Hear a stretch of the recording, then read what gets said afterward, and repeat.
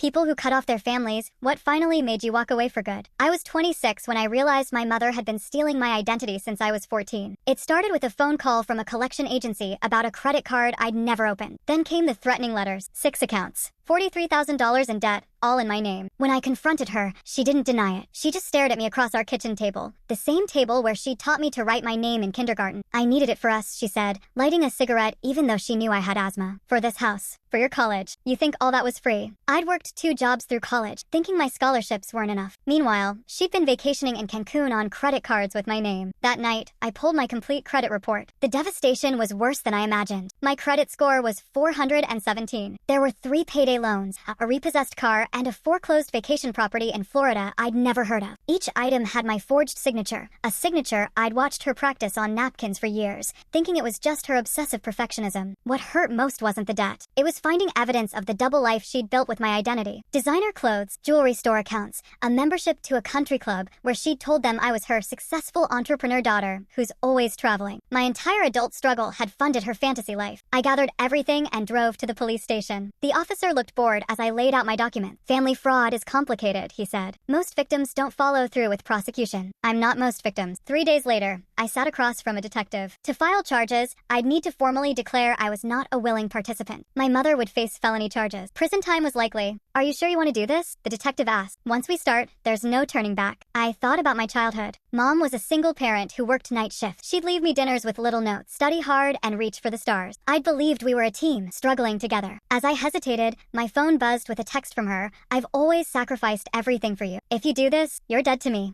I stared at those words for a long time. My entire life, I'd been taught that family loyalty came before everything, before truth, before self-respect, before justice. I looked up at the detective and slid my phone across the desk so he could see her message. That, I said, pointing to the text, is why I'm sure. The arrest happened on a Tuesday. I wasn't there, but neighbors called to tell me. They described her screaming my name as they put her in the cruiser, yelling that I was the ungrateful one, that I'd betrayed her after all she'd done. My father, who'd left when I was 3, called that night. You don't turn on family, he said. No matter what. Where were you when she was destroying my life? I asked. The line went dead. My aunt showed up at my apartment, banging on the door until neighbors threatened to call security. She has cancer, she shouted through the door. Did you know that? She needed that money for treatments. I didn't respond. Later, I called her doctor. There was no cancer. Never had been. The preliminary hearing was scheduled for Thursday. As I walked into the courthouse, my phone flooded with messages from relatives I hadn't heard from in years. Cousins calling me heartless. Uncles questioning what kind of person prosecutes their own mother. My grandmother, who I'd thought was dead, left a voicemail saying I'd never been worthy of the family name. I sat alone on a wooden bench, waiting to be called in to testify. That's when I spotted him across the hall. My older brother, Michael, who disappeared 10 years ago after a massive fight with Mom. He looked different, healthier, steadier. He sat down beside me without a word. How did you know? I asked. I've been monitoring public records with your name, he said quietly. I've been waiting for this day for years. I turned to face him, confusion washing over me. What do you mean? He pulled out his phone and showed me a photo of a document, a credit card application from 12 years ago with my name. Only, I would have been 14 then. You weren't the first, he said. And if you don't finish this, you won't be the last. Before I could respond, the bailiff called my name. As I stood to enter the courtroom, Michael grabbed my wrist. There's something else you need to know, he whispered. Something much worse than credit fraud. In the courtroom, Mom looked smaller than I remembered. Her eyes were puffy, her hair uncombed. When she saw me, she mouthed the words, I love you. Throughout my testimony, I avoided looking at her. I focused on the documents, the detective's questions, the facts. Not the woman who'd read me bedtime stories. Not the woman who taught me to ride a bike. Just the criminal who'd stolen my identity. The judge scheduled a formal trial for the following month and set bail. As they led Mom away, she didn't look at me. Outside, Michael was waiting. We walked to a nearby coffee shop without speaking. For 10 years, I'd believed he'd abandoned us.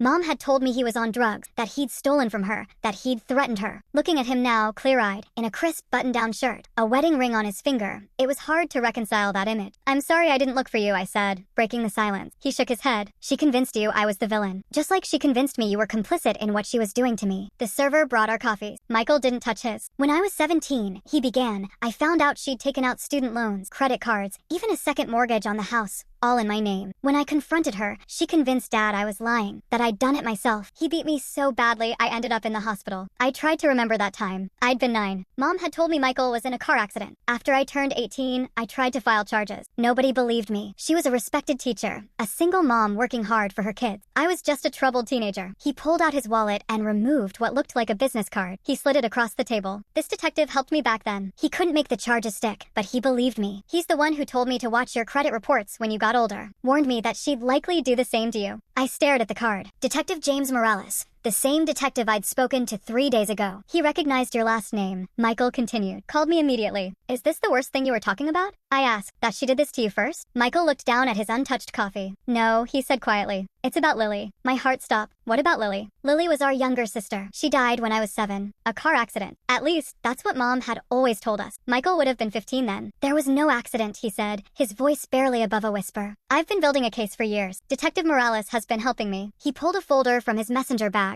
Inside were dozens of documents. Insurance policies, medical records, police report. Mom took out 5 life insurance policies on Lily in the 6 months before her death, he said, pointing to the documents. All paying triple for accidental death. Combined payout was over $2 million.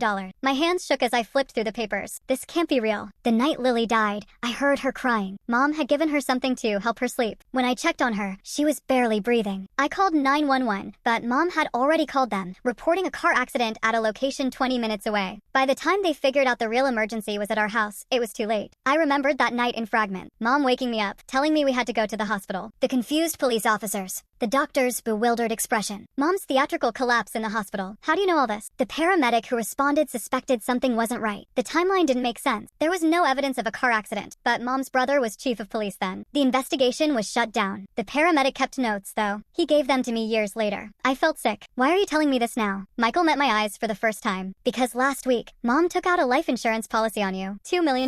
Triple payout for accidental death. The coffee shop seemed to spin around me. I gripped the edge of the table. That's why I've been monitoring your records, he continued. I was afraid something like this would happen after you confronted her about the identity theft. She was planning to kill me, I whispered. Michael nodded. We think so. But now she's in custody. You're safe. I laughed bitterly. Safe? My own mother was planning to murder me for insurance money. He reached across the table and gripped my hand. His touch was unfamiliar, a stranger's touch. Really, after so many years. We can stop her, he said. For good this time. The trial was scheduled for April, but in March, Mom's lawyer approached with a plea deal. She'd serve 7 years for the identity theft if I'd agree to drop further investigation. Detective Morales advised against it. We're close to building a case for your sister's death, he said. If you accept this deal, that investigation ends. I spent a week agonizing over the decision. Taking the deal meant Mom would be punished, but not for her worst crime. Rejecting it meant gambling on successfully proving a 12-year-old murder, with the risk she might get away with everything. In the end, I chose to fight. The district attorney added charges of insurance fraud when we presented evidence of the policies taken out in my name. Mom's lawyer demanded a psychological evaluation, claiming she suffered from Munchausen by proxy. The trial was delayed. During that time, Michael introduced me to his family, his wife, Sarah, and their 4-year-old daughter, Emma. They lived 3 hours away in a small coastal town. He was an accountant. Sarah taught elementary school. Their house was filled with sunlight and children's artwork. You can stay with us as long as you need, Sarah offered. We have a guest room. I'd been living in a constant state of fear in my apartment. Every unexpected noise made me jump. I accepted their offer and took a leave of absence from my job. Living with Michael's family was like stepping into an alternate universe. One where parents spoke kindly to their children, where disagreements didn't end in silent treatment, where love didn't come with conditions. I watched how Michael knelt to eye level when speaking to Emma, how he never raised his voice, how he apologized when he made mistakes. Did you learn this from books? I asked him one night after Emma was asleep. He smiled sadly. I learned what not to do from our parents. The rest is just trying to do the opposite. In May, Detective Morales called with news. They'd located the paramedic who'd responded the night of Lily's death. He was willing to testify. They'd also found Lily's original toxicology report, which showed a lethal dose of sleeping medication. The report had been buried, replaced with a falsified version showing only minor traces, consistent with the car accident story. The district attorney added first-degree murder charges. When the news broke, the family members who'd been harassing me suddenly went silent. No more angry voicemails, no more accusations, just a deafening quiet. Except for my father. He showed up at Michael's house unannounced, pounding on the door at midnight. You need to stop this witch hunt, he slurred, clearly drunk. Your mother is not a murderer. Michael stood in the doorway, blocking his entry. Did you know, Dad? About Lily. Our father's face contorted. Your sister was sick. She was always sick. Your mother did everything for her. That's not what I asked, Michael said calmly. Did you know she killed her? Dad lunged forward, but Michael was ready. He caught his arm and twisted it behind his back, pushing him against the wall of the porch. You come near my family again, and I'll have you arrested, Michael said. We're not scared kids anymore. After Dad left, Michael sat heavily on the couch. Do you think he knew?